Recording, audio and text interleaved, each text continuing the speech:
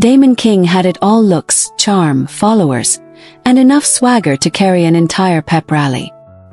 His locker was a shrine, cluttered with fan notes and candygrams from admirers. But none of that meant anything if he couldn't pass AP Calc. Enter the plan. Get the smartest girl in school to tutor him, and make it entertaining. "She won't even talk to you," said Jax, Damon's best friend and co-conspirator, as they leaned against Damon's Mustang in the parking lot. "Please," Damon smirked. "Lila Chen's just waiting for a reason to be seen." He approached her the next day at lunch, right in the middle of her silent Sudoku session in the library. She looked up, startled. No one ever approached her unless it was for a group project. "Hey," Damon said, flashing that smile that usually melted hearts. "You're good at math, right?" Lila blinked. "Are you lost? I need a tutor. And I heard you're the best." She eyed him skeptically. "This is a joke." "Nope," he said. "Totally serious. Pay. Or, owe you a favor." Lila narrowed her eyes. She didn't trust popular kids, especially ones who thought charm was currency. But curiosity won out. "Fine. We'll start tomorrow. Library. 4 o'clock. Be on time." First it was just tutoring. Damon tried to be suave, smooth, the kind of guy who could get anyone to laugh. But Lila didn't laugh. She corrected his math. She called out his lazy logic. And worse, she saw through him. "You're not as smart as you think," she said one day, handing back a corrected problem set. "But you could be." That stuck with him. And slowly something shifted. Damon stopped showing up late. He started asking real questions. Lila's hood came down, her hair went up, and for the first time, she looked him in the eye and he saw fire there. He liked it. What he didn't realize, Lila was already on to him. She'd overheard Jax in the hallway, laughing about Operation Nerd Queen. She knew the whole plan. But instead of calling it off, Lila made her own move. Lila let Damon think he was winning. She gave him just enough smiles, just enough laughs, just enough glances to make him think maybe the game was working. But behind the scenes, she was transforming. Not for Damon. For herself. The hoodie came off. The glasses got swapped for contacts. She joined the school's academic decathlon team and then won it. Suddenly, people were noticing her. And not because of Damon. By homecoming, Lila was a name people knew. The video went viral on class chat within minutes. Queen's Gambit. Lila Chen checkmates Damon King, read the top caption. Even teachers were whispering about it in the halls. Damon, who had once thrived on attention, now felt every stare like a spotlight burning too bright. He skipped lunch the next day. And the day after that. Lila, meanwhile, was on the rise. She joined the yearbook committee, taken the lead in organizing the school's first STEM fair, and had colleges emailing her with early interest. People invited her to study groups, parties, even coffee runs. But she stayed selective. Still Lila, just version 2.0. Then came the unexpected. Damon showed up at the library. Same table, same time. No flash, no sign. Just a backpack and a quiet, "Hey." Lila looked up, brow arched. "You're 2 months late." "I know," he said, setting his stuff down across from her. "And I'm not here for a second chance or whatever. I just actually need help. Turns out failing 2 classes makes you think." She paused, then motioned toward the empty seat. "One condition." "Name it." "No flirting. No games. You treat me like an equal or you walk." Damon nodded. "Deal." Tutoring began again. But this time something was different. Damon listened, really listened. He didn't interrupt. He wrote notes.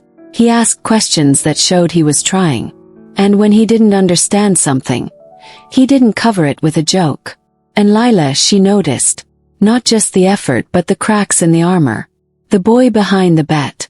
They didn't become best friends overnight. But they talked. About school. About pressure. About what it meant to be seen and what it meant to hide. And one day, as they packed up their things, Damon asked, "You ever think people can change?" Lila didn't answer right away. Then she said, Only if they want it more than they want to be liked.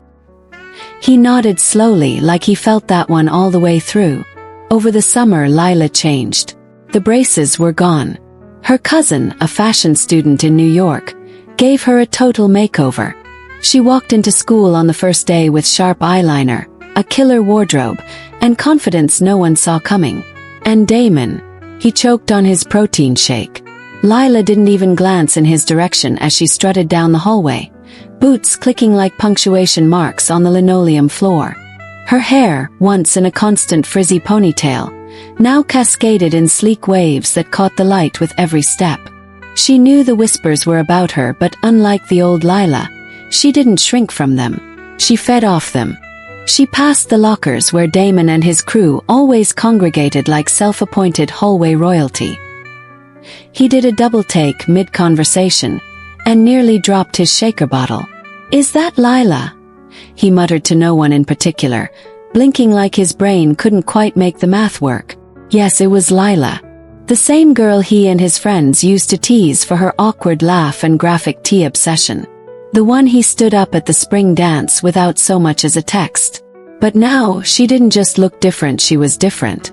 She stopped by her locker, methodically spinning the combination dial, then pulling it open like she was unlocking a vault of secrets. With the ease of someone who'd rehearsed this in the mirror 100 times, she slipped a crimson lipstick out of her bag, applied it in one smooth motion, and turned to face the hallway. Damon watched, stunned, as she met his gaze for the first time. She smiled. It wasn't sweet.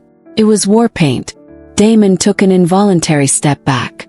The hallway, once his domain, felt suddenly unfamiliar, like someone had changed the rules of the game and forgotten to tell him. Lila didn't flinch under his stare.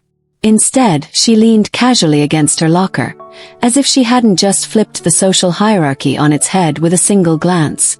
Across the hall, Becca Simmons whispered something to her friend and giggled. Lila heard her name but didn't turn.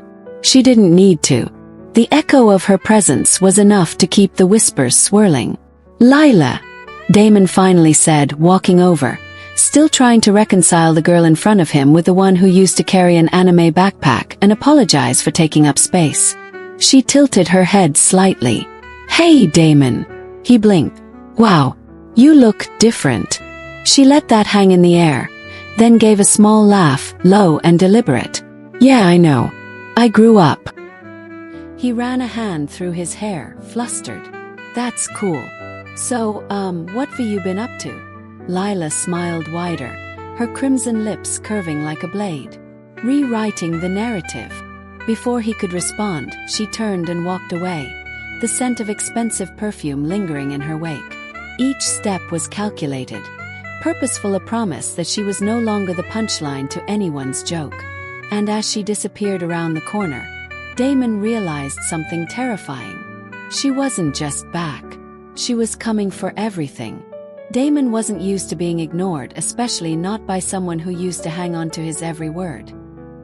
He'd flash that signature smirk, toss out the lines that never failed, and wait for the reaction he was used to. But Lila, she played a different game now. She didn't just ignore him. She outmaneuvered him. In chemistry, when they got paired for a lab, he took it as a sign the universe was giving him a second shot. He leaned in, close enough to brush her shoulder, and said, "We make a good team, huh?" She didn't miss a beat. "We'll see if you can keep up." She said it with a smile. Real one. The kind that made his stomach flip. And just when he thought he was getting somewhere, when she laughed at one of his dumb jokes or asked about his weekend like she actually cared, she'd disappear. No text. No glances in the hall. Like he'd imagined the whole thing. It was maddening. He started finding excuses to run into her, offering to help with assignments she didn't need help with, showing up early to class hoping to catch her alone. But Lila didn't need saving anymore. At lunch, she sat with a new crowd, students who didn't orbit around popularity like planets around the sun. Artists, debate kids. That girl who wrote dark poetry in the margins of her notebook. Lila fit right in, like she'd always belonged there, like she'd finally found people who saw her. And Damon, who used to walk through the halls like a king, now found himself watching from the sidelines. Jealousy tasted different when you realized you weren't just losing someone. You were losing to them. Lila wasn't chasing validation anymore. She was the standard now. Every time Damon thought he'd cracked the code, figured out her angle, Lila shifted again. She was always just out of reach, like smoke slipping through his fingers. One day she'd laugh at something he said in the hallway, touch his arm lightly like old times, and for a split second, he'd feel like maybe, just maybe, she still remembered the way things used to be. Then the next day, cold, civil, distant. She wasn't being cruel, at least not in any obvious way.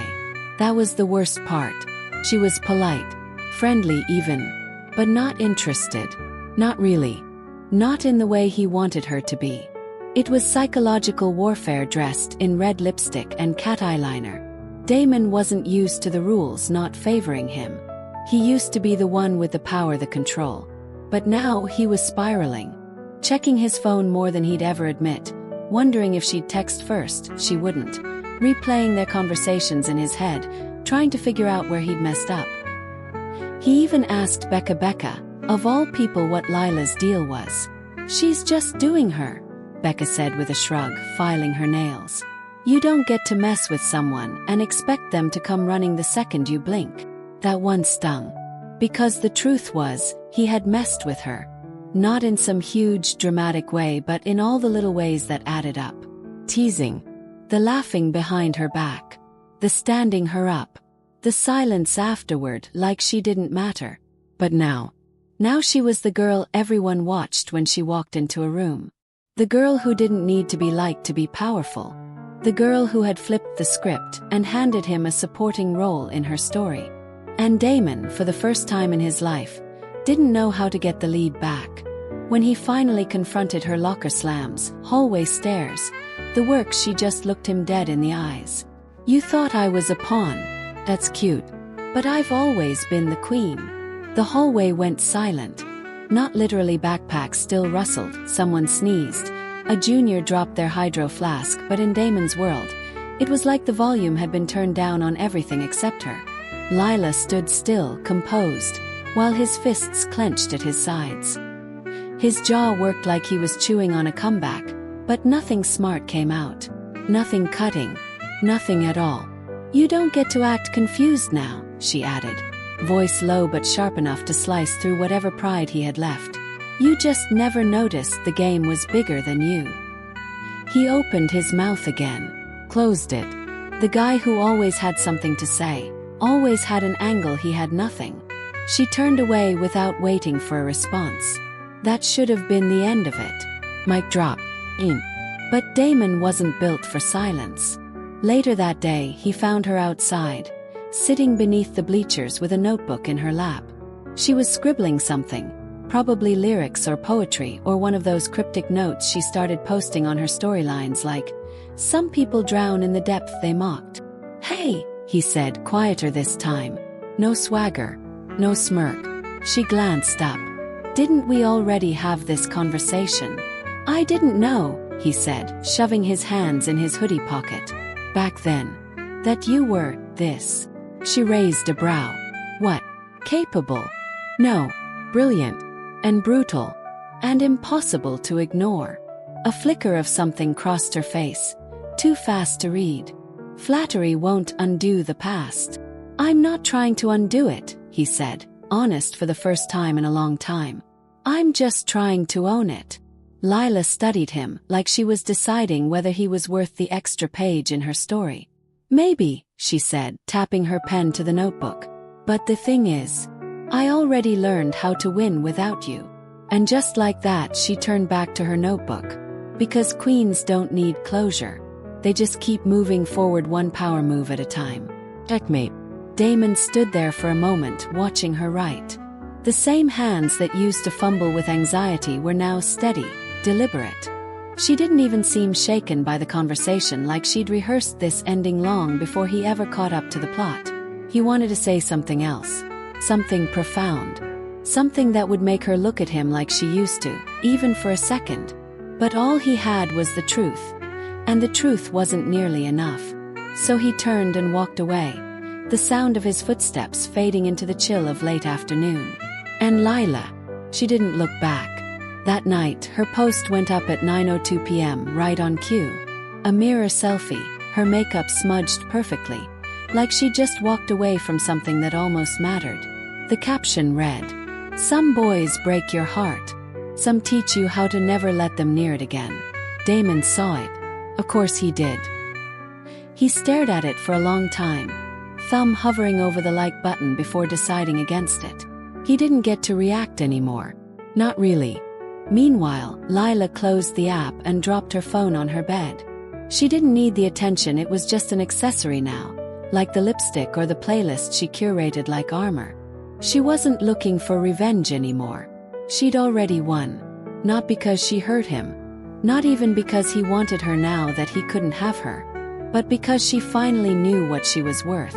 And this time she was the one writing the story. No apologies. No rewinds. Just the sound of heels clicking forward, toward whatever she wanted next.